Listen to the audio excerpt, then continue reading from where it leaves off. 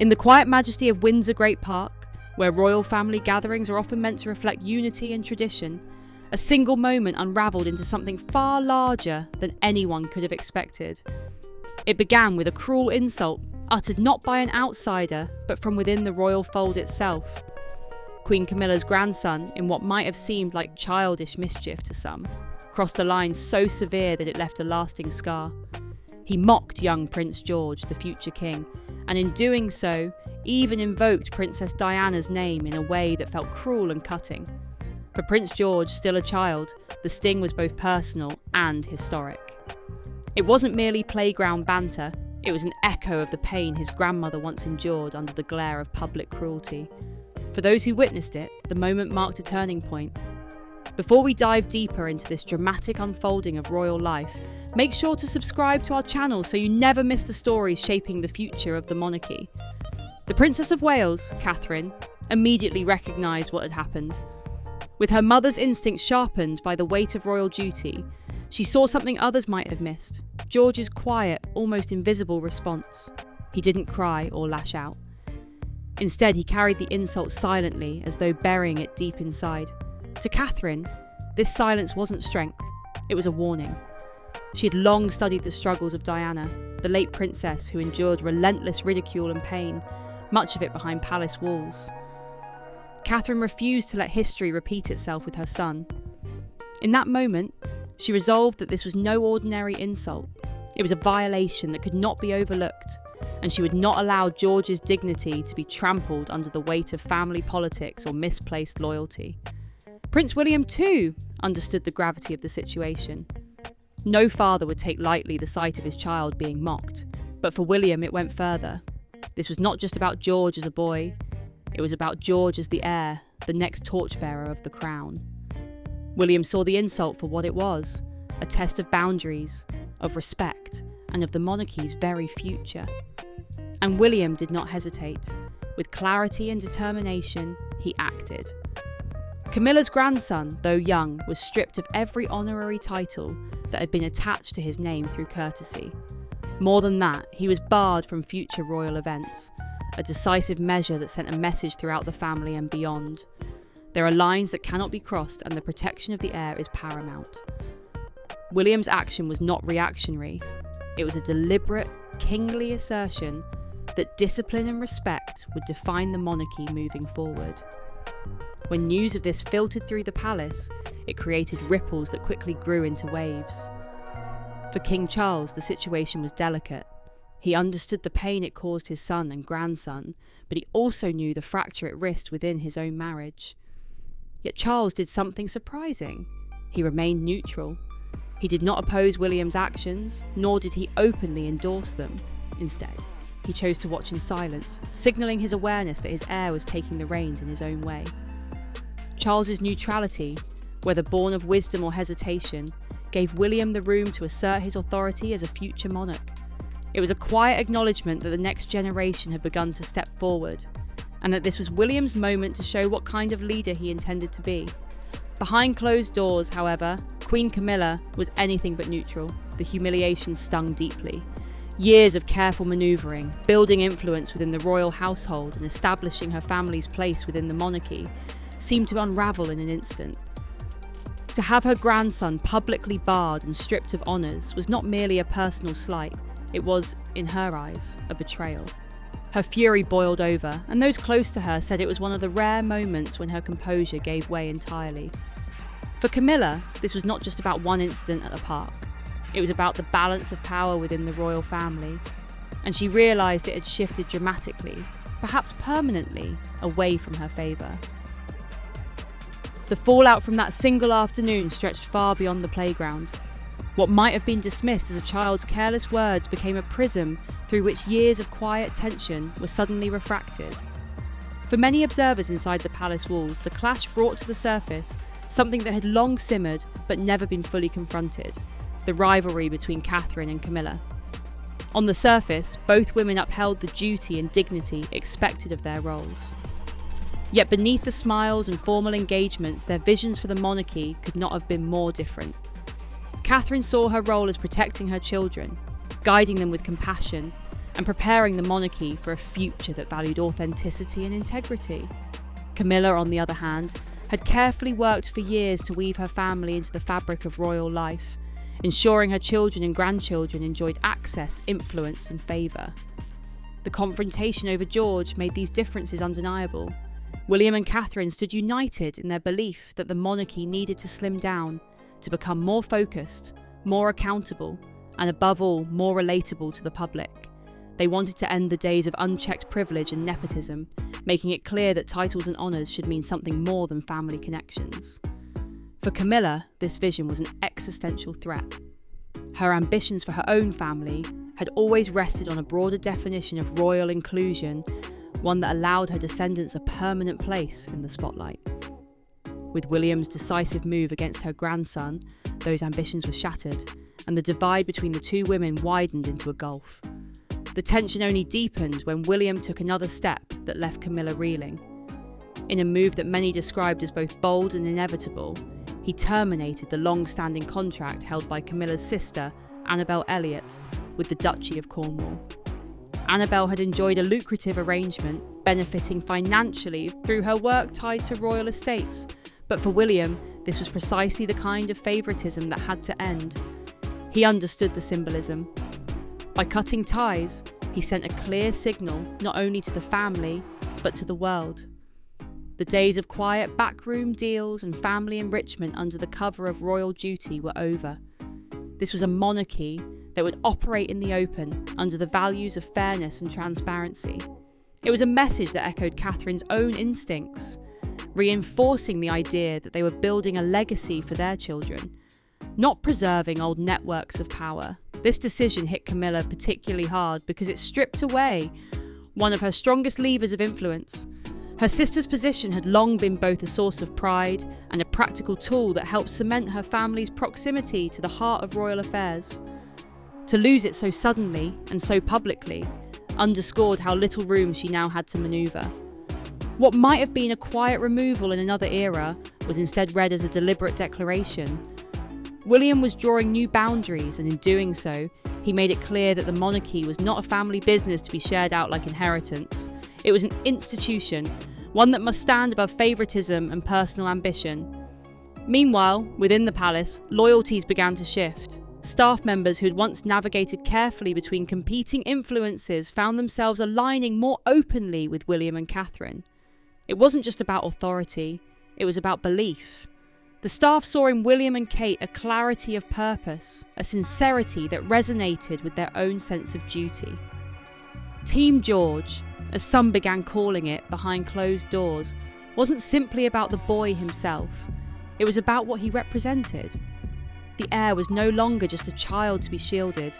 He was a symbol of the future. And with that symbolism came a kind of quiet revolution, one that was taking hold not through formal decrees, but through everyday choices, actions, and values. The public, too, soon sensed that something had shifted. At Sandringham Church, where tradition usually dictates a quiet and respectful presence, something unusual happened. As William and Catherine arrived with their children, the crowd broke into spontaneous applause. It was not the restrained courtesy of old, but a loud, heartfelt response that startled even the family themselves. People were not only acknowledging the future king and queen, they were applauding their courage, their protection of their children, and their willingness to set a new standard. For many in attendance, it was a moment that confirmed what they already felt. William and Catherine were leading not with entitlement, but with authenticity. Their actions reflected parental love and integrity, qualities that cut through centuries of ceremony and touched ordinary people in a way few royal gestures ever had. This applause was more than symbolic. It was a declaration. The public saw in William and Catherine the very qualities they longed for in the monarchy: relatability, honesty, and a sense of fairness. For years, criticism had built around the notion that the royal family was insulated, too comfortable with privilege, and unwilling to adapt. Yet here was a moment where adaptation was not just spoken about, but demonstrated. William's decisions, firm, protective, and unambiguous, showed a leader who was not afraid to make difficult choices.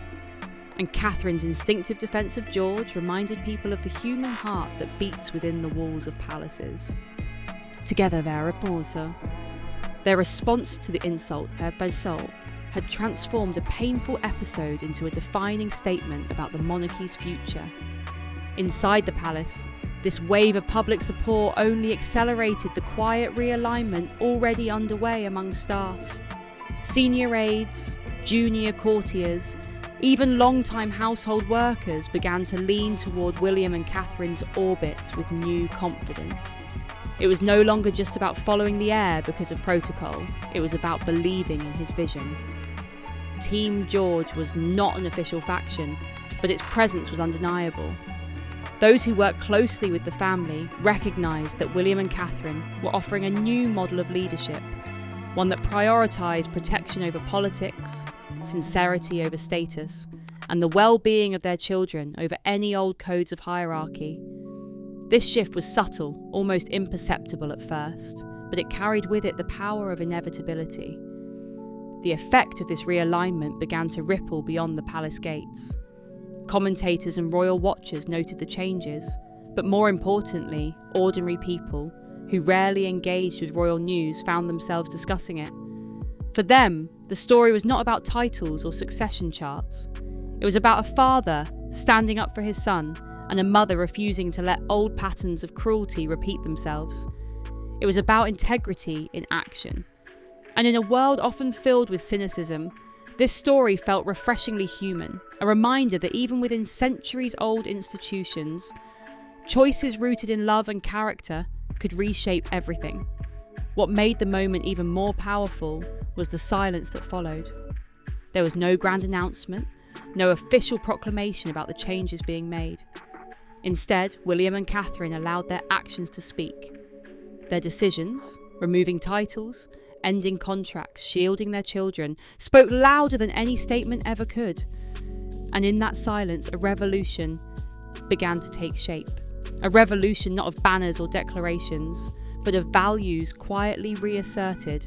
The monarchy was being reshaped, not through rigid tradition, but through something far simpler and far stronger. The conviction that the future would belong to those who led with character, empathy, and truth. Behind the grandeur of Windsor's halls, the atmosphere grew tense. Queen Camilla, still reeling from the humiliation of her grandson's exclusion and her sister's loss of influence, found herself increasingly isolated. Her fury was not just about what had happened, but about what it represented, the dismantling of a network she had spent decades carefully constructing. Those who once courted her favour began to slip away, realigning themselves toward William and Catherine. Camilla could feel the ground beneath her shifting, and no matter how forcefully she tried to steady it, the momentum was against her. What had begun as a single insult at a park was now reshaping the balance of power inside the monarchy, and Camilla understood that she was losing her foothold. For Catherine, however, this was never about power games. Her motivation remained clear and unwavering, her children's well-being. The Princess of Wales had witnessed the toll that silence and neglect could take on those within the royal system. She had studied Diana's journey not only as history, but as a warning. Protecting George from ridicule, and by extension shielding Charlotte and Louis, became her quiet mission. Catherine's approach resonated with the public because it felt instinctive and genuine. She was not manoeuvring for advantage, but embodying the role of a mother first and a future queen second. And in that sincerity lay her strength.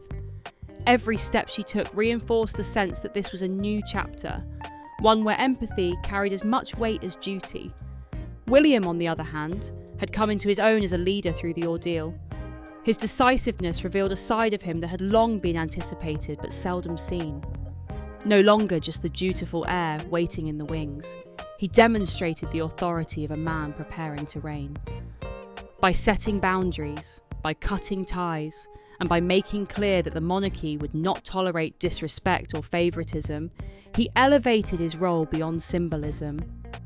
He became not just a future king, but a present guardian of the institution. In many ways, this was William's proving ground, the moment where he began to bridge the gap between prince and monarch. And the public, watching closely, responded with confidence and admiration. Even within royal traditions, where change often moves at a glacial pace, the shift was undeniable. Staff began whispering of a silent revolution, a phrase that captured the essence of what was unfolding. Nothing was announced, yet everything was changing. The monarchy was slimming down, not through decrees or committees, but through the quiet removal of favoritism and the elevation of principle. Where once titles and connections had been enough to secure privilege, William and Catherine made it clear that those days were ending. In their place rose a new standard: loyalty, merit, and above all, integrity. This silent revolution was not only transforming the royal family internally, it was also redefining how the monarchy was seen from the outside. The public began to view William and Catherine less as distant figures of ceremony, and more as relatable leaders navigating the same values families everywhere hold dear: love, protection, and fairness. The monarchy's story, often criticised for being out of touch, suddenly felt human again. And with each decision, each action, the couple cemented themselves as the faces of a new era, an era where strength was measured not by power plays or inherited advantage, but by the courage to do what was right, even when it was difficult. What began as a single painful insult in Windsor Great Park had blossomed into something much greater, a defining moment for the monarchy. The threads of this story, George's silent hurt, Catherine's protective resolve, William's decisive authority, Camilla's fury, and Charles's careful neutrality, all wove together into a tapestry that revealed a truth the world could no longer ignore. The monarchy was changing, and it was doing so not through ceremony or decree, but through the choices of one family determined to protect their children and their future. William and Catherine had not set out to start a revolution. Their every move came from instinct, from a desire to uphold dignity and shield their son from cruelty. Yet in doing so, they set in motion a shift that rippled outward, reshaping the monarchy in real time. For the first time in years, the institution felt less like a fortress and more like a family, one that valued character over titles, integrity over tradition, and love over politics. George, though still young, had already begun to symbolise that shift. He wasn't just a boy enduring a cruel insult. He was the embodiment of the future, a reminder that the crown's survival depends not on its grandeur, but on its humanity. Camilla, once a figure who seemed to hold influence securely, now found herself diminished in the eyes of both the public and the palace. The dynasty she had hoped to cement for her descendants was quietly unravelling. For many, her reaction only reinforced the contrast between her ambitions and Catherine's compassion. The lines had been drawn, and the public had chosen where their sympathies lay. Applause at Sandringham, whispers in palace corridors, and headlines around the world all carried the same message. William and Catherine were not only the future of the monarchy, they were already shaping it. In this, King Charles's silence carried its own weight. By neither opposing nor endorsing his son's decisions, he allowed the shift to unfold naturally, without the clash of generations muddying the waters. His neutrality became an unspoken blessing, an acknowledgement that the future belonged to William, Catherine, and ultimately George. This choice, intentional or not, gave the younger royals the freedom to act decisively and to show the world the kind of leaders they intended to be. And so, without press releases or proclamations, a new chapter of royal history was written. It was a story of protection, of boundaries drawn, and of a quiet but undeniable revolution. The monarchy was no longer just about ancient tradition or gilded ceremony. It was about love, authenticity, and the strength to confront cruelty with courage. As crowds applauded and staff shifted their loyalties, one truth stood above all: the future had arrived, and it carried the names of William, Catherine, and George. Their bond, their choices, and their integrity had begun to reshape the crown itself.